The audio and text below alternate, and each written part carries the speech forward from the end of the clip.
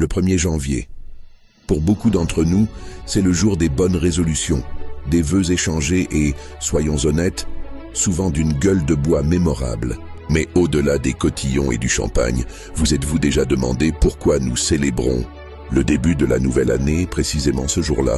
Pourquoi pas au printemps, avec le renouveau de la nature? Eh bien, l'histoire de cette date est bien plus complexe et politique qu'on ne l'imagine. Alors, remontez avec nous le fil du temps pour découvrir les origines surprenantes du jour de l'an.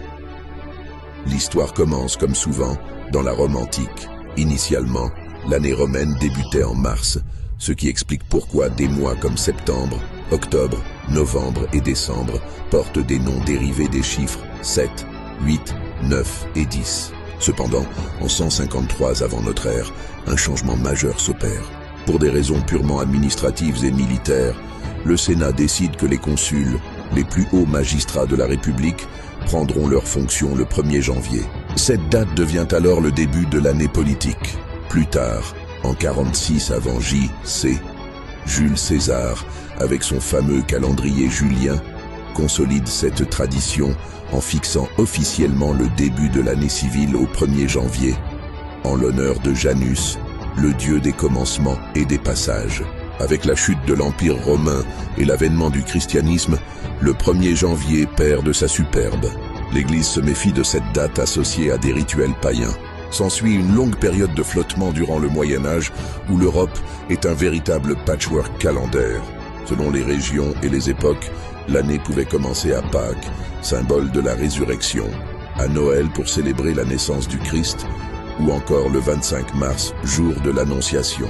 En France, il faut attendre 1564 et l'édit de Roussillon, promulgué par le roi Charles IX, pour que le 1er janvier soit définitivement et uniformément rétabli comme le 1er jour de l'année dans tout le royaume. L'uniformisation à l'échelle européenne puis mondiale se fera progressivement. En 1582, le pape Grégoire XIII instaure le calendrier grégorien, une réforme du calendrier julien visant à corriger son léger décalage avec le soleil. Il en profite pour confirmer le 1er janvier comme jour de l'an pour l'ensemble du monde catholique.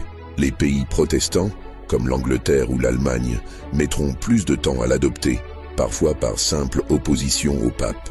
Au fil des siècles, ce calendrier s'est finalement imposé à l'échelle planétaire, emportant avec lui le 1er janvier comme date de référence universelle pour commencer la nouvelle année. Aujourd'hui, même si d'autres cultures célèbrent leur nouvel an à d'autres moments, comme le nouvel an chinois ou Rosh Hashanah, le 1er janvier est devenu un symbole global de renouveau. C'est un moment de fête, de partage et d'espoir, une page blanche sur laquelle nous projetons nos aspirations pour les mois à venir. En fin de compte, cette date est bien plus qu'une simple convention. Elle est le fruit d'une histoire millénaire, un héritage qui nous connecte aux consuls romains, aux rois de France et aux papes réformateurs. Alors, la prochaine fois que vous entendrez le décompte avant minuit, vous saurez que vous participez à une tradition bien plus ancienne que vous ne le pensiez. Racontez-nous en commentaire comment vous célébrez le Nouvel An et si vous connaissiez cette histoire. N'oubliez pas de liker et de vous abonner pour ne manquer aucune de nos prochaines explorations historiques.